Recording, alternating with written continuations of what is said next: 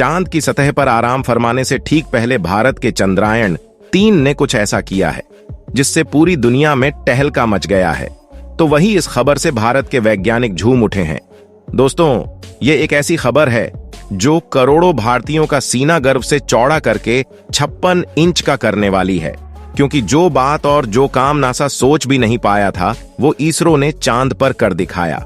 दोस्तों, चांद पर रोवर उतारने वाला चीन और रूस भी भारत के इस कारनामे को देखकर बस दांतों तले उंगली ही दबा रहा है, क्योंकि जिस रेस पर दुनिया निकल पड़ी है उसका सरदार अब भारत बन गया है। तो दोस्तों, आखिर हमारे चंद्रयान ने वो कौन सा करिश्मा कर दिया है और क्यों ये बाकी दुनिया की स्पेस एजेंसी से बहुत आगे का काम था? तो दोस्तों, इस वीडियो में हम ये बात आपसे डिस्कस करेंगे और जानेंगे कि आखिर क्यों चंद्रयान-3 मिशन को रोक दिया गया है और स्लीप मोड पर डाल दिया गया, और जो मिशन 15 दिन तक चलना था वह आखिर 2 दिन पहले ही क्यों बंद कर दिया गया। क्या अब हमारा चंद्रयान-3 मिशन हमेशा हमेशा के लिए बंद हो गया है या फिर कुछ बड़ा होने वाला है? दोस्तों, ये सभी सवाल इसलिए भी अहम है क्योंकि इसी से आगे का रास्ता तय होगा। तो चलिए जानते हैं। उससे पहले आप वीडियो को लाइक और चैनल को सब्सक्राइब जरूर कर ले। भारत का चांद मिशन चंद्रयान-3 हर रोज सफलता के नए आयाम स्थापित कर रहा है। 23 अगस्त को चंद्रमा की सतह पर उतरने के बाद लैंडर विक्रम और रोवर प्रज्ञान अपना काम बखूबी कर रहे थे। वह चांद पर होने वाली हलचल और हालातों के बारे में लगातार जानकारियां धरती पर भेज रहे थे। चंद्रयान-3 के रोवर ने अपना पहला मिशन पूरा कर लिया है। बता दें कि चंद्रयान-3 मिशन चंद्रयान-2 का ही अगला चरण है, जिसने चंद्रमा की सतह पर उतरकर वैज्ञानिक परीक्षण किए। मिशन ने 14 जुलाई को दोपहर 2:35 पर श्रीहरिकोटा केंद्र से उड़ान भरी थी और योजना के अनुसार 23 अगस्त को चंद्रमा पर उतरा था। इस मिशन से भारत, अमेरिका, रूस और चीन के बाद चंद्रमा पर सॉफ्ट लैंडिंग करने वाला दुनिया का चौथा देश बन गया। इसके साथ ही चांद के दक्षिणी ध्रुव पर उतरने वाला भारत पहला देश बन गया। पहले समझते हैं क्या है चांद के दक्षिणी ध्रुव में। चांद का दक्षिणी ध्रुव बिल्कुल पृथ्वी के दक्षिणी ध्रुव जैसा ही है। जिस तरह पृथ्वी का दक्षिणी ध्रुव अंटार्कटिका में है और सबसे ठंडा इलाका है, ठीक उसी तरह चांद का दक्षिणी ध्रुव भी सबसे ठंडा इलाका है। कोई भी अंतरिक्ष यात्री अगर चांद की दक्षिणी ध्रुव पर खड़ा होगा तो उसे सूरज क्षितिज की रेखा पर नजर आएगा।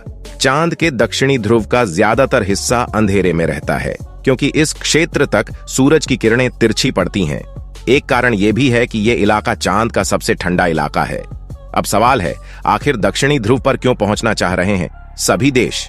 तो आपको बता दें कि किसी भी देश को चांद पर अंतरिक्ष यात्री के भेजने के साथ साथ उनके पीने के लिए पानी, खाने के लिए खाना और सांस लेने के लिए ऑक्सीजन सिलेंडर भी भेजना पड़ता है। ऐसे में पृथ्वी से चंद्रमा तक पहुंचाने वाला उपकरण जितना भारी होता है, सफल लैंडिंग के वक्त रॉकेट और ईंधन भार की उतनी ही ज्यादा जरूरत होती है। विशेषज्ञों के अनुसार चंद्रमा पर 1 किलोग्राम पेलोड ले जाने के लिए लगभग $1 मिलियन खर्च होता है। यहां तक कि 1 लीटर पीने का पानी ले जाने में भी $1 मिलियन का खर्च बैठता है। ऐसे में अगर चांद के दक्षिण पोल में वाकई बर्फ है तो उसे पिघलाकर पानी पिया जा सकता है। इसके अलावा क्योंकि पानी H2O से बनता है तो ऑक्सीजन का भी बंदोबस्त हो सकता है और शोध करने पहुंचे वैज्ञानिक ज्यादा समय तक टिक सकते हैं। आपके मन में भी ये सवाल आया होगा कि इस क्षेत्र में चंद्रयान-3 से पहले क्यों नहीं पहुंच पाया कोई देश? तो इसका जवाब ये है कि चांद के दक्षिणी ध्रुव पर बड़े बड़े पहाड़ और कई गड्ढे हैं। यहां सूरज की रोशनी भी बहुत कम पड़ती है। चांद के जिन हिस्सों पर सूरज की रोशनी पड़ती है उन हिस्सों का तापमान अमूमन 54 डिग्री सेल्सियस तक होता है, लेकिन जिन हिस्सों पर रोशनी नहीं पड़ती जैसे दक्षिणी ध्रुव, वहां तापमान -248 डिग्री सेल्सियस तक पहुंच जाता है। नासा ने तो यहां तक दावा किया है कि दक्षिणी ध्रुव पर कई ऐसे क्रेटर्स हैं जो अरबों साल से अंधेरे में डूबे हुए हैं। खैर, भारत का चंद्रयान-3 ने चांद पर कई जानकारियां जुटाई हैं। बता दें कि चंद्रयान-3 मिशन के इस रोवर प्रज्ञान ने अब तक चांद पर सल्फर के मौजूद होने की पुष्टि कर दी है। इसरो के अनुसार अल्फा पार्टिकल एक्स-रे स्पेक्ट्रोस्कोप नाम के उपकरण ने चांद पर सल्फर होने के साथ साथ कुछ अन्य छोटे तत्वों के होने का भी पता लगाया है। APXS के अनुसार चांद पर एल्यूमीनियम, सिलिकॉन, कैल्शियम और लोहे जैसे तत्वों को पाए जाने की पुष्टि हुई है। साथ ही चांद पर भूकंप की भी जानकारी विक्रम ने दी थी। इसमें चांद पर केमिकल मिश्रण, मिट्टी के प्रकार, तापमान में बदलाव, भूकंप से संबंधित जानकारियां शामिल है। 26 अगस्त को चांद पर भूकंप आया था, लेकिन अब जानकारी जुटाने में लगा चांद की सतह पर घूम रहा रोवर स्लीप मोड में जा चुका है। दरअसल अब चांद पर रात हो चुकी है, इसलिए रोवर ने काम बंद कर दिया है और स्लीप मोड में चला गया है। जैसे ही फिर से चांद के दक्षिणी ध्रुव पर सूरज उगेगा, उम्मीद है कि रोवर स्लीप मोड से बाहर आकर फिर से अपना काम शुरू कर देगा। रोवर के स्लीप मोड में जाने की जानकारी खुद भारतीय अंतरिक्ष अनुसंधान संगठन ने शनिवार रात को दी है। इसरो ने रात करीब 10 बजे एक ट्वीट किया, जिसमें लिखा, चंद्रयान 3 मिशन रोवर ने अपने सारे काम पूरे कर लिए हैं। अब यह सुरक्षित रूप से पार्क कर दिया गया है और उसे स्लीप मोड में डाल दिया गया है।